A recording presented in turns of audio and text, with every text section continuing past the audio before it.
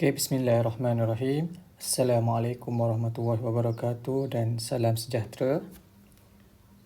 Jadi dalam video kali ini, cikgu akan menerangkan dan kita akan belajar bab yang pertama matematik tingkatan 2 iaitu patterns and sequence, pola dan jujukan. Okay, untuk pengetahuan pelajar, dalam video ini cikgu akan terangkan dalam bahasa Melayu dan juga bahasa Inggeris. Jadi semua pelajar boleh mengikuti pembelajaran kita melalui video ini. So dalam bab ini, cikgu akan pecahkan kepada 5 bahagian mengikut setiap standard pembelajaran.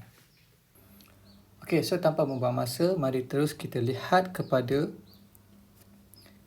standard pembelajaran yang pertama. 1.1 patterns iaitu pola. 1.1.1 Recognizing number patterns, mengenal pasti pola nombor. Standard pembelajarannya adalah recognize and describe patterns of various number sets and objects based on real life situation and hence make generalization on patterns. Mengenal pasti dan menerangkan pola bagi pelbagai set nombor dan objek berdasarkan situasi harian dan seterusnya membuat generalisasi terhadap pola tersebut. Okey, jika anda perhatikan dekat sini, cikgu ada tunjukkan 2 keping gambar. Yang pertama, gambar bunga berserta dengan daun. Apa yang boleh anda perhatikan pada corak ni? Coraknya adalah berulang-ulang, iaitu bunga diselang-selikan dengan daun. Warna hijau diselang-selikan dengan warna kuning. Sama juga pada gambar yang kedua. Coraknya adalah corak yang berulang-ulang. So, apakah yang dimaksudkan dengan patterns? Patterns are list of numbers or objects arranged based on a rule or design.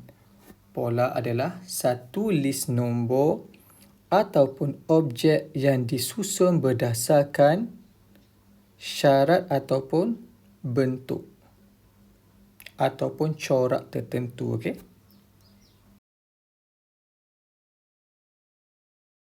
mari kita tengok contoh yang pertama.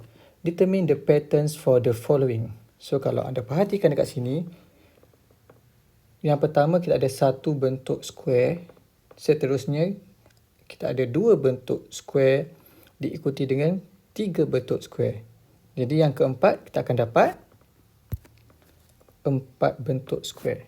Jadi apakah pattern dia kat sini? Patternnya adalah add a square to the previous object. Tambah satu segi 4 sama kepada objek yang sebelumnya. Seterusnya, contoh yang kedua. Yang pertama kita ada 2 dot diikuti dengan 4 dot, seterusnya 6 dot. Jadi, untuk dot yang seterusnya kita akan ada sebanyak 8 dot. So, pola dia dekat sini adalah add 2 dots to the previous object. Tambah 2 dot kepada objek yang sebelumnya.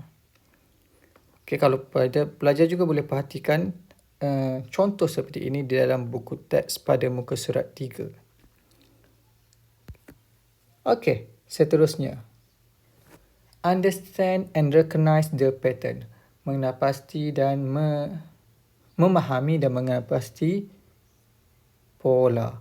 Okey, untuk yang ini ada tambahan, tidak ada dalam buku teks. Okey, untuk kita kenal pasti dan faham pola, yang pertama, kalau pola tersebut daripada nombor kecil kepada nombor besar atau kita sebut sebagai ascending order, turutan menaik, pola kita adalah sama ada add or multiply. Kita kena darab ataupun tambah. Manakala kalau nombor besar, big to small, nombor besar kepada kecil ataupun descending order, turutan menurun, polanya adalah sama ada subtract tolak ataupun divide, bahagi. Okey, pelajar perlu tahu dan faham dua bentuk ini. Kalau nombor menaik, dia mesti tambah atau darab. Kalau nombor menurun, dia mesti tolak atau bahagi. Terdapat satu lagi pattern juga yang mana nombor itu menaik dan menurun dalam satu pola. Iaitu pattern dia adalah sama ada kita kena darab dengan nombor negatif ataupun bahagi dengan nombor negatif. Okey, seterusnya mari kita tengok kepada contoh yang kedua. Determine the patterns for the following. Okey, tentukan pola bagi yang berikut. Okey, contoh ini hampir sama dengan buku teks pada muka surat 4. Kalau pelajar ada buku teks, pelajar boleh rujuk buku teks. Okey, contoh yang pertama. Okey, 3, 5, 7, 9 and so on. So, kalau kita perhatikan pada soalan A ni, pola kita adalah pola menaik. So, kalau menaik, turutan menaik sama ada tambah ataupun darab. Okay, now kita perhatikan. 3 ke 5, kita kena tambah 2. 5 ke 7, kita kena tambah 2. So, pola di sini adalah tambah 2. Okay, sama juga 5 ke 7 tambah 2 dan 7 ke 9 juga tambah 2. So, kita boleh describekan pattern ini sebagai add 2 to the previous number. Tambah 2 kepada nombor sebelumnya. Contoh B. Okay, sekarang ini turutan adalah turutan menurun. Okay, so kalau kita perhatikan, 32 ke 28 dia adalah tolak 4. 28 hingga 24 juga tolak 4. 24 dan 20 juga tolak 4. Jadi pattern dia dekat sini adalah subtract 4 from the previous number. Tolak 4 daripada nombor sebelumnya. So, nak dapat nombor seterusnya, contohnya selepas 20, kena 20 tolak 4. Okey pelajar, mari kita tengok contoh C pula. So, jika anda perhatikan pada contoh ini, turutannya adalah turutan menaik. Tapi dalam contoh ini, turutan menaiknya adalah tidak sekata. So, kalau tidak sekata, kita tidak boleh kata turutan ini adalah tambah. Jadi pilihan yang kita ada hanyalah darab.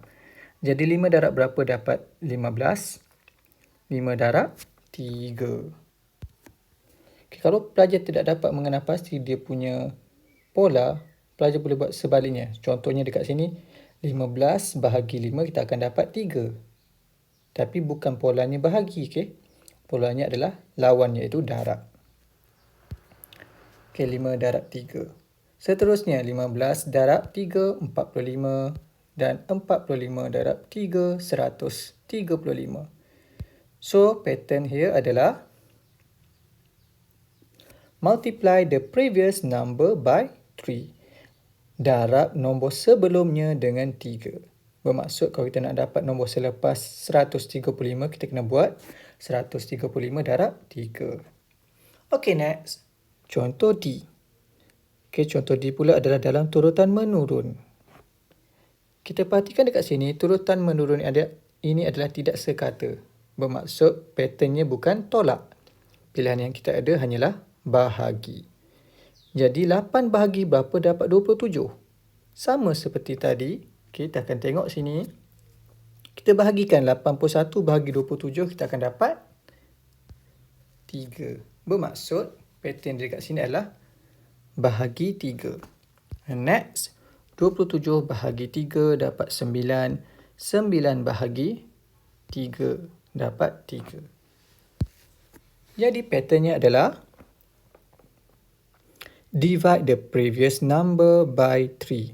Bahagi nombor sebelumnya dengan 3. Contoh E. Okey, sekarang ni cikgu ada masukkan nombor pecahan. Tidak ada masalah. Apa yang pelajar perlu tengok hanyalah sama ada nombor tu turutan menaik ataupun menurun. Dalam kes ini, nombor tu semakin besar. So, apabila nombor semakin besar, dia adalah turutan menaik. And then kita perhatikan. Dia punya turutan menaik adalah sekata. Bermaksud kita kena tambah. Jadi, tambah berapa? Okey, kalau pelajar agak keliru, pelajar boleh tukar 2.12 tu tukar kepada perpuluhan pun boleh. Okey, kalau tak nak tukar 2.21/2, pelajar tolakkan dengan 2. Maka dapatlah 1/2. Jadi pola dia dekat sini adalah tambah 1/2. 1/2 tambah 1/2 dapat 3. Seterusnya 3 tambah 1/2 dapat 3, 1/2. Jadi patternnya dekat sini adalah add 1/2 to the previous number. And then contoh F. Okay, now cikgu gunakan nombor negatif. Okay, sebelum ni dalam tingkatan 1 pelajar telah belajar berkenaan dengan nombor negatif. Kalau nombor itu semakin kecil, sebenarnya nilainya makin besar. So, dalam kes soalan ni, nombornya daripada besar ke lebih kecil. Jadi, turutannya adalah turutan menurun. Dan jika perhatikan, turutan menurun ni adalah sekata. Jadi, kita kena tolak. So, negatif 4.15 tolak 0.4. Negatif 4.5 tolak 0.4. Dan seterusnya, negatif 4.9 tolak 0.4 akan dapat negatif 5.3. Jadi patternnya dekat sini adalah subtract 0.4 from the previous number. Tolak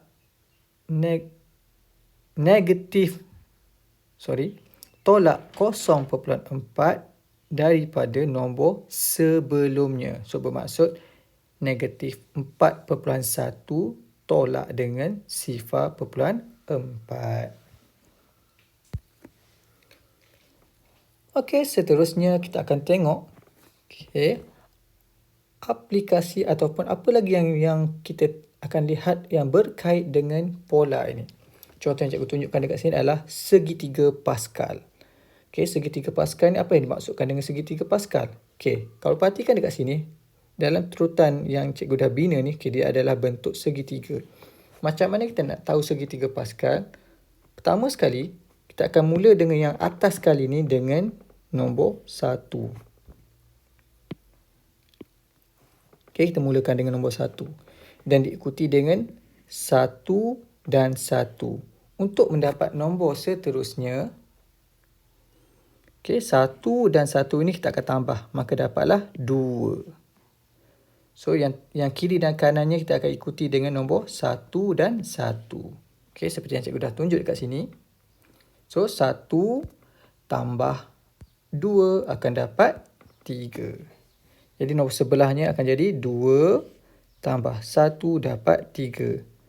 Dan diapit oleh dua nombor iaitu 1 dan 1. Okey, seterusnya sama. Okey, contoh lagi. Okey, 3 ni adalah, apa yang maksudkan dengan 3? Each number is the sum of two number directly above it. So, maksudnya nak dapat nombor 3 adalah hasil tambah dua nombor di atasnya. Sama juga, contoh yang cikgu dah highlightkan sini, 6 tambah 4, maka akan dapatlah 10. So, dan seterusnya. Okey, yang itu yang kita maksudkan dengan Pascal triangle. So, dia adalah merupakan satu bentuk pola juga. Okey, satu lagi kita akan lihat pada Fibonacci number. Okey, macam mana pula Fibonacci number? Fibonacci numbers are the numbers in the integer sequence where every number after the first two is the sum of the two preceding numbers. Okey, apa maksud dia tu? Okey, untuk kita mudahkan faham. Okey, macam ni Fibonacci number ni adalah, okey, kalau kita tengok dekat sini, dia bermula dengan nombor 1. 1 dan 1. Untuk mendapat nombor yang seterusnya ni, nombor 2 ini, cara dia adalah kita kena tambah 2 nombor sebelumnya. Dalam kes ni, 1 tambah 1 akan dapat 2. So, untuk dapat 3, tambah 2 nombor sebelumnya. 1 tambah 2 akan dapat 3. Okey, itu maksud dia. Okey, dan turutan dia berterusan. Contoh, sama juga kat sini. Contoh cikgu buat 34. Nak dapat 34, kita kena tambah 2 nombor sebelumnya, iaitu 13 tambah 21. Okey, katakan kita nak sambung lagi dia punya turutan ni, yang seterusnya ni kita kena buat 89 tambah 144. Okey, itu adalah Fibonacci number. Okey, sekarang cikgu nak relatekan Fibonacci number ni dengan Pascal triangle. Okey, macam mana kita nak relatekan dia? Okey, kita buat secara diagonal seperti ini. So, yang pertama 1. Yang kedua pun 1. Yang ketiga, 1 tambah 1 jadilah 2. Okey, masuk kat sini. 1 tambah 1, maka dapat 2. Nampak turutan dia sama kat sini. So, seterusnya 1 tambah 2, maka dapat 3. Okey, 1 tambah 2 dapat 3. Seperti yang kita dah tengok kat atas ni. Diikuti lagi 1 tambah 3 tambah 1, maka dapat 5. Okey, cikgu dah buat sini 3 tambah 2. Okey, 5. Dan diikuti lagi 3 tambah 4 tambah 1 dapat 8. And then 5 tambah 6 tambah 1 tambah 1 dapat 13. And so on. Okey, seterusnya sambungan dia sama saja. Okey, dalam kes ini cikgu stop sehingga nombor 21. Okey, so ini adalah Fibonacci number. Dan dia boleh kaitkan juga dengan Pascal triangle tadi. Okey, boleh faham? Okey, so kalau pelajar boleh faham, so cikgu rasa setakat ini saja untuk bahagian yang pertama, standard pembelajaran 1.1. So, untuk menguji pemahaman anda, pelajar boleh buka buku teks dan cuba jawab soalan self-practice 1.1 pada muka surat 6 dan 7. Jadi, kita akan berjumpa lagi pada bahagian yang seterusnya. Assalamualaikum warahmatullahi wabarakatuh.